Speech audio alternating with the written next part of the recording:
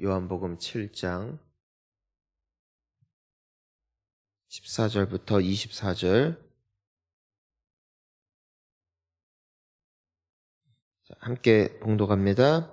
이미 명절의 중간이 되어 예수께서 성전에 올라가사 가르치시니 유대인들이 놀랍게 여겨 이르되 이 사람은 배우지 아니하였거늘 어떻게 그를 아느냐 하니 예수께서 대답하여 이르시되 내 교훈은 내 것이 아니요 나를 보내신 이의 것이니라.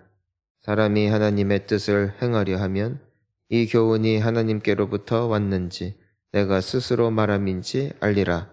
스스로 말하는 자는 자기 영광만 구하되 보내신 이의 영광을 구하는 자는 참되니 그 속에 불의가 없느니라. 모세가 너희에게 율법을 주지 아니하였느냐? 너희 중에 율법을 지키는 자가 없도다. 너희가 어찌하여 나를 죽이려 하느냐? 무리가 대답하되 당신은 귀신이 들렸도다. 누가 당신을 죽이려 하나이까? 예수께서 대답하여 이르시되 내가 한 가지 일을 행하매 이상히 여기는도다.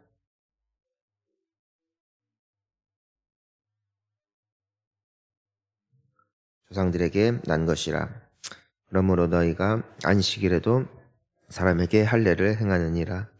모세의 율법을 범하지 아니하려고 사람이 안식일에도 할례를 받는 일이 있거든. 내가 안식일에 사람의 전신을 건전하게 한 것으로 너희가 내게 노여워하느냐? 외모로 판단하지 말고 공의롭게 판단하라 하시니라. 아멘. 할렐루야. 이제는 그 초막절 이제 중간이 됐을 때 이제 예수님께서도 그 예루살렘 성전에 도착하셨습니다. 지금 이제 여러 소란과 난리가 있죠. 그 사람들이 예수님한테 시비를 걸고 또 예수님은 그에 대해서 또 말씀을 하시고 또 사람들은 죽이려고 하고 계속해서 이런 긴장 상태 앞에 놓여 있습니다. 그 지키려는 자와 바꾸려는 자. 근데 이 사람들이 지키려고 하는 것은 그 하나님의 말씀이 아니라 전통과 가치였습니다. 전통과 가치. 말씀이 기준이 아니라 우리의 오랜 전통이 내가 지킬 아주 중요한 가치가 되어서 하나님의 말씀보다도 나의 조상들이 또 내가 지금까지 지켜왔던 우리의 문화적 가치가 얼마나 소중한지가 훨씬 중요했다 이거예요. 그러니까 뭐든지 민족이 되었던 단체가 되었던 혹은 교회가 되었던 간에 이 역사가 오래될수록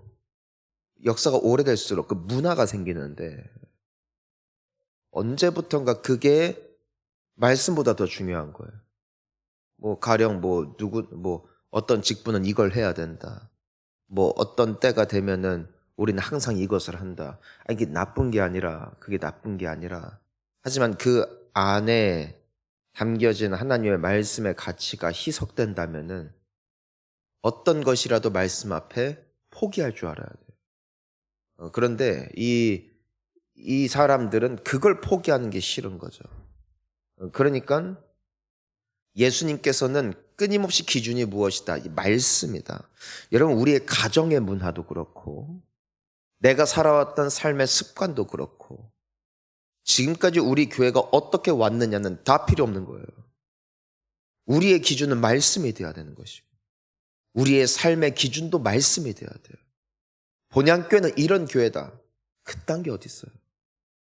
교회는 하나님의 말씀 위에 설 때 가장 든든한 공동체가 되는 것이고 예수 그리스도께서 중심되는 공동체가 되는 줄 믿으시기를 바랍니다.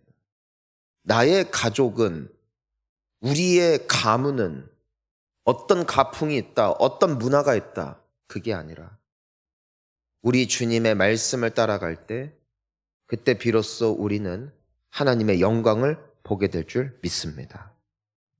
계속 싸워야 돼요 우리는. 그러니까 지켜야 될 건 말씀이에요. 그 외의 건 싹 다 고쳐야 돼요. 예전에 삼성 회장이셨던 고 이건희 회장님이 했던 유명한 말 아실 거예요. 아내와 자식 빼고 다 바꿔라. 이게 혁신을 위해서 아내와 자식 빼고는 다 바꿔라. 끊임없이 그동안 했던 퇴폐된 그 퇴폐한 그 모든 관습과 사고, 생각 싹 다 바꿔라. 왜냐면은 그래야 기업이 계속해서 앞으로 갈 수 있다. 위대한 굉장히 훌륭한 지도자죠. 우리가 그 예수님 앞에 그러니까 이 사람들이 끊임없이 그러니까 부딪히는 거예요. 왜냐하면 그들이 지키고자 하는 것은 다른 데 있었기 때문에. 하지만 예수님께서는 말씀을 기준으로 놓고 잘못된 것들을 하나하나 뜯어가며 고쳐가기 시작하시죠. 그것이 그 예수님과 사람들 사이에 갈등이 있었던 이유였습니다. 그러니까 하나님의 말씀은 끊임없이 우리의 삶에 도전하게 되어 있어요. 내가 하나님의 말씀을 듣는데 말씀이 너무 편하고 늘 아는 말씀이고 나에게 거리낌이 없다면 그러면 둘 중에 하나가 이제는 맞는 거죠. 하나는 내가 진짜 말씀대로 살고 있기 때문이고 두 번째는 뭐 그게 이유가 될 수가 있고요. 그러니까 내가 부딪힌 게 없고 말씀이 단 거고 두 번째는 그 말씀을 전하는 자가 뭔가 문제가 있는 것이거나 둘 중에 하나가 될 수밖에 없어요. 하나의 말씀은 끊임없이 우리에게 도전해요. 왜냐하면 우리는 말씀대로 살지 못할 때가 많기 때문이죠. 유대인들이 예수님의 가르침을 들으면서 놀라워합니다. 그 15절에 보니까 이 사람은 배우지도 않았는데 어떻게 글을 아느냐. 근데 예수님이 대답하시죠. 우리 16절부터 함께 읽습니다. 예수께서 대답하여 이르시되 내 교훈은 내 것이 아니요 나를 보내신 이의 것이니라. 사람이 하나님의 뜻을 행하려 하면 이 교훈이 하나님께로부터 왔는지 내가 스스로 말함인지 이제 여기까지 읽을게요. 자, 예수님이 뭐라고 말씀하세요? 내 교훈은 하나님의 아버지 것이니까. 그러니까 다르지. 너희는 문화를 가르치지, 사회 통념을 가르치지, 너희는 지금까지 어떻게 살아왔는가에 훨씬 몰두를 하지. 하지만 나는 하나님의 말씀, 그러니까 아버지께서 주신 것을 그대로 전하니까. 그러니까 이런 사람들이, 이런 가르치는 자가 없었다라는 것입니다. 자, 그런데 이것이 하나님의 말씀인지 어떻게 아느냐? 17절에 중요한 말씀이 있잖아요. 하나님의 뜻을 행하려고 하면 예수님의 말씀이 진짜인지 아닌지 알게 될 것이다. 무슨 말이냐면은 하나님의 말씀은 언제 진리인 줄 아냐면은 내가 그걸 순종해 볼 때 비로소 알게 됩니다. 때로는요, 내가 하나님의 말씀에 순종하여서 말씀을 읽기만 하여도 성령을 받습니다. 내가 하나님의 말씀을 따라 순종하여 누군가를 용서한다면 그때 비로소 하나님이 나와 함께 하시는구나라는 것을 깨닫게 됩니다. 내가 하나님의 말씀에 순종하여 잠자는 거 내가 조금 줄여서라도 주님 앞에 나와서 기도하려고 성전에 나올 때 내 마음에 오는 평안함, 내 안에 찾아오는 기쁨, 내가 성전 문을 열고 들어왔을 때 나를 포근히 안아주시는 하나님의 그 살아계신 임재하심의 손길은 오직 순종하는 자에게만 주어진 하나님의 축복인 것이고 내가 따라서 순종할 때 이것이 하나님이 정말 나에게 주신 말씀이구나라는 것을 깨닫게 되는 것이죠. 사랑하는 성도님 여러분, 하나님의 말씀은 살아계신 하나님의 말씀이니까 그 말씀을 순종하면 살 줄을 믿습니다. 그리고 순종하는 자는 하나님이 정말 나와 함께 하심을 누리게 되고 느끼게 되고 또 하나님이 나를 축복하심을 체험하는 인생을 살아갈 수 있게 되는 것이죠. 18절도 함께 읽습니다. 시작. 스스로 말하는 자는 자기 영광만 구하되 보내신 이의 영광을 구하는 자는 참되니 그 속에 불의가 없느니라. 자기의 의견, 자기의 말을 하는 사람은 결국 뭐만 구한다? 자기의 영광만 구한다. 말을 잘하는 사람들이 있어요. 인기 많은 사람이 있어요. 사람들이 많이 따르는. 그럼 주변에서 인정을 합니다. 다 쓸데없어요. 왜냐면은 자기 영광만 구하는 거예요. 탁월한 리더십, 탁월한 언변, 탁월한 그 호탕한 성격, 그리고 사람들을 끌어모으는 재주, 사람들로 하여금 따르게 만드는 그 탁월한 리더십. 사람들은 따릅니다. 하지만 그 중심에는 뭐만 있다? 나밖에 없다. 사람들이 날 보고 날 향하여 환호하고 날 향하여 박수치고 이게 전부예요. 전부. 그건 딱 드러납니다. 하지만 보내신 이의 영광을 구하는 자는 참되다. 보내신 이가 누구야? 하나님. 그러니까 나를 보내신 분은 하나님. 나를 지으신 분은 하나님. 나를 보내신 이도 하나님. 그러니까 나를 보내신 이에게 영광 돌리는 거예요.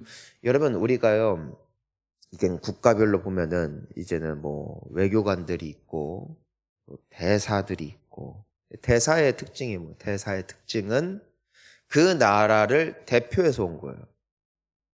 그러니까 만약에 한국 대사라면은 그 사람은 어떤 존재? 내가 곧 대한민국이다.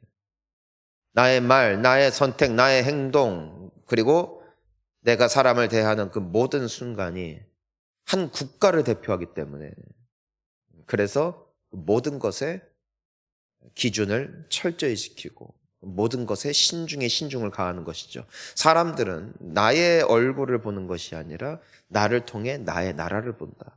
따라서 나라에서도 대사를 파견할 때에는 그만큼 위중한 그 책무를 맡겨야 되는 사람이기 때문에 굉장히 신중하게 또 선별하여서 그 사람들을 보내는 것이죠. 그 과거에 중국에서 그 대사하셨던 김하중 장로님인가요? 하나님의 대사라는 책을 쓰셨죠. 우리는 하나님의 대사다. 사람들은 우리를 통해 하나님을 알고 우리를 통해 예수 그리스도를 보고, 즉 나는 그냥 내가 아니다. 난 그냥 이성민이 아니다. 난 그냥 아무개 집사, 난 아무개 장로, 난 아무개 그냥 권사가 아니다. 난 누군가의 그냥 아빠, 엄마가 아니다. 난 누군가의 그냥 배우자로서 사는 것이 아니다. 나는 하나님의 대사다. 나를 통해 하나님, 사람들이 하나님의 영광을 본다. 이것이 인생의 기준이 되어 살아가는 사람들은 하나님의 영광을 드러내는 줄 믿습니다. 그러니까 내가 무슨 말을 하더라도 하나님의 기준에서, 그리고 만약에 사람들이 그 사람에게 칭찬을 할 때 그 칭찬이 나를 향한 칭찬이 아니라 누구를 향한 칭찬, 나를 보낸 그 분을 위한. 그래서 이 대사들도 국격에 따라서 대우가 달라지잖아요. 우리나라 이제는 워낙 이게 국격이 올라가니까 어딜 가더라도 사람들이 환호하잖아요. 여러분, 사람들이 그 나라의 수준을 보려면은 그 나라의 여건을 가지고 내가 얼마나 많은 나라를 갈 수가 있느냐, 이걸 따라 그 나라의 국격이 갈라진다고요. 근데 얼마나 우리나라 여건으로 갈 수 있는 나라들이 많아요. 그리고 사람들이 얼마나 좋아해요. 그거는 나를 향한 환호가 아니라 내가 현재 살고 있는, 또 내가 시민권을 가지고 있는 나의 나라가 얼마나 위상이 높아졌는가를 반영하는 것이라고요. 내가 얼마나 선행을 많이 했고 기부를 많이 했고에 따라 그 여건을 가지고 내가 갈 수 있는 나라를 선택할 수 있는 것이 아니라는 것입니다. 내가 몸담고 있는 나의 나라가 잘 돼야 결과적으로 국민들도 혜택을 받게 되는 것입니다.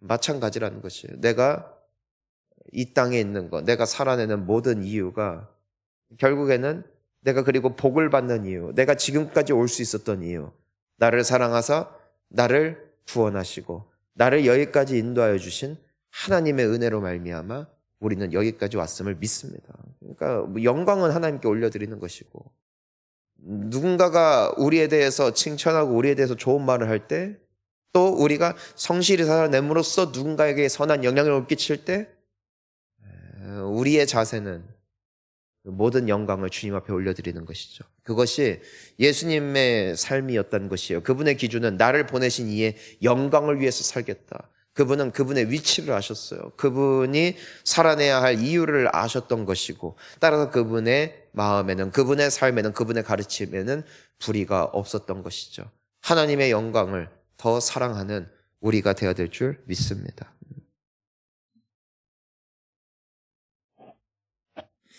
예수님과 끊임없이 이제는 이런 대화가 오갑니다. 자, 그러면서 예수님이 전곡을 찌르세요. 너희가 왜 나를 죽이려고 하느냐? 그러자 20절을 보니까 사람들이 말하죠. 당신 귀신 들렸다고. 누가 당신 죽이려 하냐고. 사람이 찔리면은 과격하게 반응합니다. 전곡을 찌르면 안 돼, 보통 사람들. 좋은 관계 맺으려면은 보통은 전곡을 찌르지 않아요. 왜냐하면 전곡 찌르면 사람이 얼굴이 벌개집니다. 그리고 화를 냅니다. 그게 이 사람들의 모습이죠. 예수님은 전곡을 찌르세요. 예수님은 눈치를 안 보세요. 왜냐하면 그분은 왕으로 오신 분이고, 그분은 대사로 오신 분이고, 또 그분은 사람의 깊은 속을 꿰뚫어 보시기 때문입니다. 때로는 전곡을 찌르시는 것이죠. 사람들이 반발을 합니다.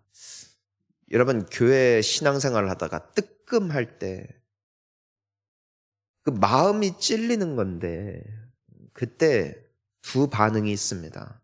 하나는 베드로 앞에 섰던 유대인들의 반응입니다. 그들이 마음에 찔려 이르되 형제여 우리가 어찌할꼬, 회개의 자리로 나아가는 것. 두 번째는 스데반 집사님을 향한 반응입니다.